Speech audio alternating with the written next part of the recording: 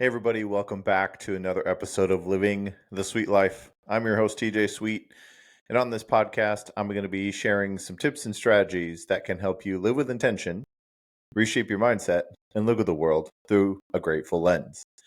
Now, first of all, I want to say thank you for taking time out of your busy schedule and your busy life to listen to these episodes every week. The support and encouragement I get from all of you is inspiring to me and makes me read more and listen more and just become a better person so that I can contribute to your life and to the lives of the people that you share these episodes with in a more meaningful way. So while we're here, let's go ahead and take a second to remind you to subscribe. Oftentimes life gets busy and then weeks can go by that we forget to take some time for ourselves. And so my hope is that you set that reminder through subscribing to the channel. You get notifications whenever the episodes get released, whether you listen for a listening as a podcast or listening on and watching on YouTube. Again, the links to all these things are on my socials, so it's pretty easy to get a hold of me and follow these new channels. And so finding a way that works for you is the most important thing. And secondly, I also want to bring up that I'm going to be able to send an effective newsletter about these podcasts and about kind of some thought-provoking questions. So if you want that, message me, go on any of the platforms and message me or email me. You can go to my website, tjsweet.net. And message me there as you do. As you get on there, you'll be able to see that Wheel of Life assessment as well that I really encourage you to kind of think about. And it goes along nicely with the episode of this week. And so here shortly, I'm going to have the opportunity to speak at an amazing event down at the Foundry in St. Louis, Missouri.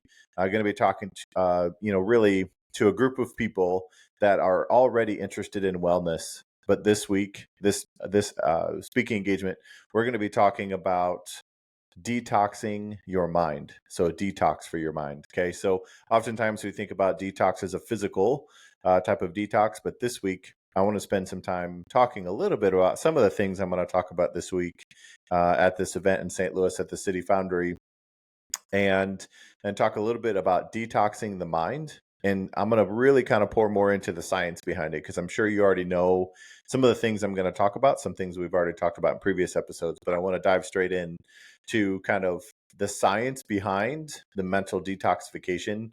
And it really is kind of a journey, right? It's a process to kind of revolutionize your mindset and unlock your full potential.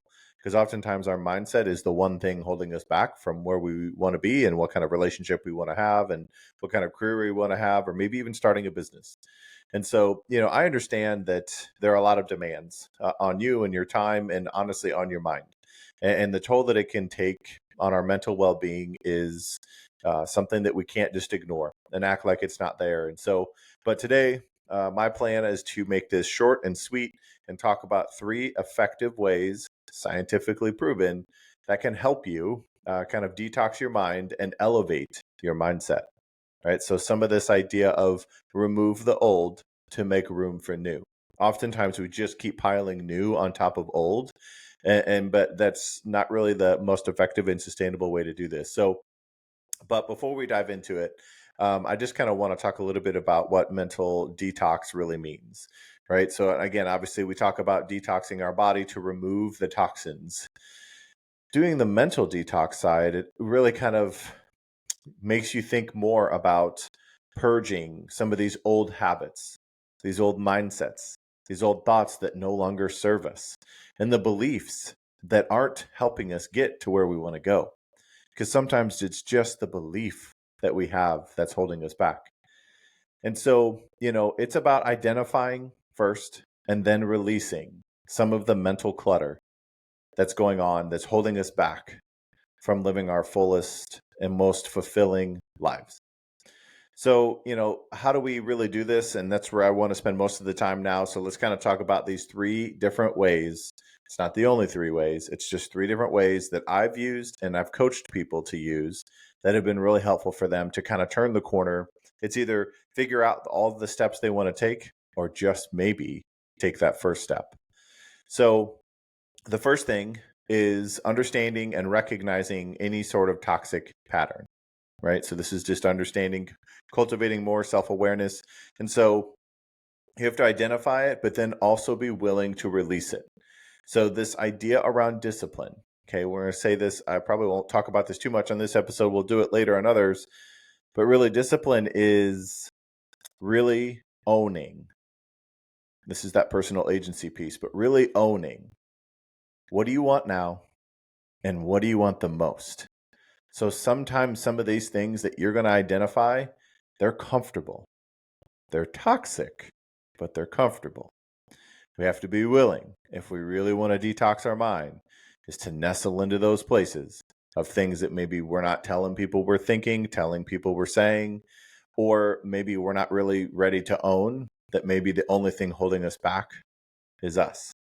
Okay, so what happens if you don't acknowledge these things, right? So the things that we don't acknowledge are the things that we're deciding to keep. And so you're going to get stuck into this cycle of negativity, and it could be days of positivity, but also you're going to have those days of negativity instead of moments, right? So recognize these patterns that I'll list off a few that are real for a lot of us. And but first recognizing them, and then kind of simply putting it, doubt your doubts, right? Eliminate some of these things that are going on in your life. And so get rid of that self-doubt. Pay attention to your negative self-talk. Oftentimes you're more hard on yourself than anybody else is, but that's the reason why you don't take the steps you know you need to take, is because of your negative self-talk. Or maybe it's this idea of perfectionism, comparison, or people-pleasing. Recognize that these patterns aren't serving you. Now, everybody has a different journey. Everybody has a different story. So some of the things I just listed may apply to you. And some of the things that you have, you may feel good about them, right? So they may not be toxic for you. But as long as you're in check with yourself well enough to know whether or not those things are helping you or hurting you, regardless of what it does for everybody else around you, understanding how important that is to be an owner of that. And oftentimes those self-doubts and self-limiting beliefs and this pursuit of perfectionism, all these things, if we slow down and recognize they're actually the things holding us back from our full potential and living a life of joy, hope, gratitude, optimism, love, and fulfillment. So my encouragement is to let go of those old habits that no longer align with the vision you have for yourself. That's often why things cause tension in our lives, is because the things that we used to think no longer align with who we are, how we want to feel, and where we want to be, and who we want to be with. So as you release the old, just as that change and that tension starts to cultivate, just understand, as you remove the old, you're going to be putting in something new. Oftentimes, like I said in the very beginning, whenever we start to try to have new thoughts, we just stack new ones on top of old ones, and then we end up with the same ones. So really clear out the old with this idea of renewal, right? This fresh perspective, renewed energy, and boundless possibilities. Boundless possibilities. So the second thing, after we've recognized them, right? How do we eliminate them and authentically eliminate them? So, you have to be mindful of the external influences and internal influences that can poison kind of our mind and our spirits and our, physical surroundings. And, some of these things may be toxic relationships. It could be an environment. It could be media. It could be, again, more negative self-talk or maybe just even negative talk about you coming from the outside. Again, people who are often judging you are really just insecure and more threatened by you than they are judging you. And anybody judging you is really judging themselves, but portraying and projecting their own insecurities onto you. So if you're one of those people who judge people a lot and criticize people a lot, do some more self-check instead of check yourself against somebody else. So take inventory of your surroundings and identify anything that you feel like drains your energy, diminishes your self-worth, or perpetuates this idea of scarcity mindset that we've talked about. So I'm going to say those one more time. So take inventory of your surroundings and identify anything that drains your energy, often maybe why you're tired, diminishes your self-worth. If you feel like you don't deserve happiness or a relationship that you want or a career that you want, think about where that's coming from and get rid of that. And then also this idea of anything that perpetuates the scarcity mindset of you're not enough, you don't have enough, everybody else has it better than you, whatever it is. Right now, we all have a choice to declutter our minds and our mental headspace and create a supportive and uplifting environment that nourishes our souls and fuels our growth. It's heavy and it's hard to constantly feel like you're getting pulled back, but sometimes maybe we just need to stop looking that direction. So surround yourself with positivity and inspiration and encouragement and authenticity, and let go of anything that doesn't serve you to who you are now and where you want to be. It's hard for us to be in a new place with the same mind. Okay, so as we renew our mind, we'll start to feel like we can embrace the new life, the new relationship, the new job, the new finances, the new beliefs, the new habits, the new body, whatever it is. But once you set down the idea of not being deserving and embrace the idea of self-worth and love and self-compassion and, setting boundaries for yourself. And so this is going to be tough to eliminate some of these things, because some of these things come from people that are close to you. But I think sometimes we just need to own that they are those types of people. I've owned it with some of the people in my life, and that were negative. And I just said, I'm here for you as a person, but I'm not going to surround myself every day with you. Here's why. It's not out of hate. It's out of love for you, love for me, because it just doesn't create a harmony between us.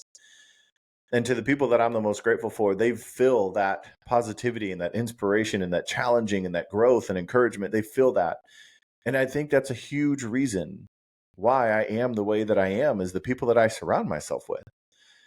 And so choosing yourself, choosing to love others, but also choosing to love yourself enough to not surround yourself with people that bring you down, that drain your energy, that decrease your self-worth, that don't cultivate creativity, that don't appreciate and challenge you, and don't have a desire for your dreams.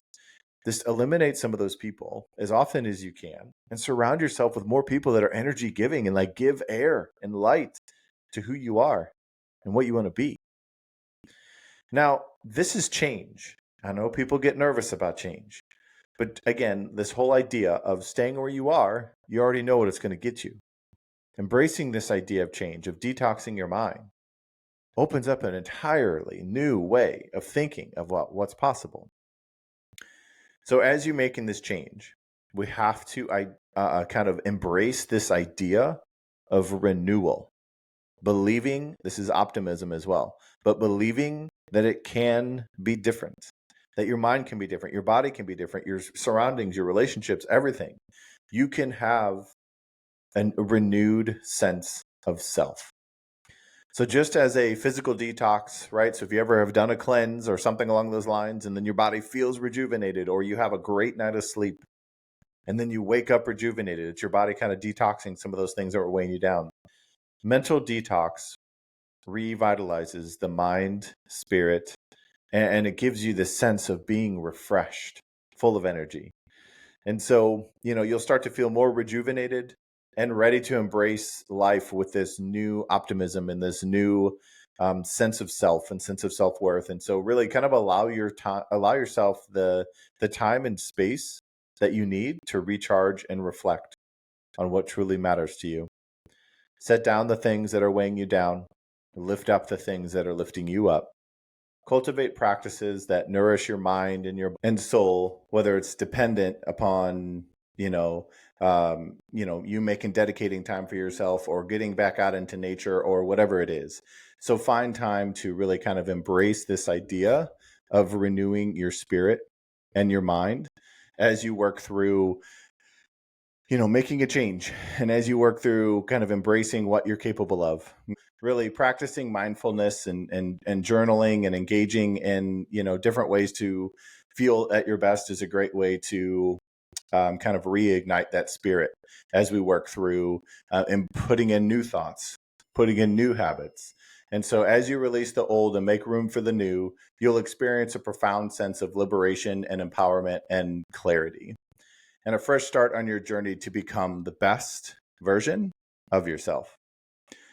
So really, as I kind of wrap up here, just thinking about the mental detox is a transformative process of releasing the old to make room for the new. And it's a process of shedding the layers of negativity, self-doubt, limiting beliefs that hold us back from living our fullest life. Letting go of the toxic patterns that you have or have had in the past, setting yourself free from those, eliminating some of the negative influences you have in your life, and embracing the power of renewal, we can get this cleansed sense of mind, right? It's not something we just do once. It's something we're going to have to do all the time, but it's going to be powerful to remove that negativity out of your life and out of your mind and embrace this idea, create this space of clarity, inspiration, and growth. So, embrace this journey with an open heart, understanding it's going to get clunky. It's going to be tough to have some of these conversations with people that are tough, and understand that your willingness to let go of what no longer serves you is really probably going to be the one thing you've always needed to do. But we're always going to have to reassess and reevaluate what no longer serves you versus what's lifting you up. So your mind is a gift. It belongs to you. You control what goes in, because then it always then leads to what comes out of your mouth. So keep in perspective that your mind is always up to you. Your mindset is always up to you. So nourish it with the good things, cherish it, and watch as it begins to grow, as you embrace this idea of a cleansed mind by removing old toxins and old things, old habits that no longer serve you. And again, if you want to be in a new place, it often takes a new mindset. And so, I hope this episode has been encouraging for you.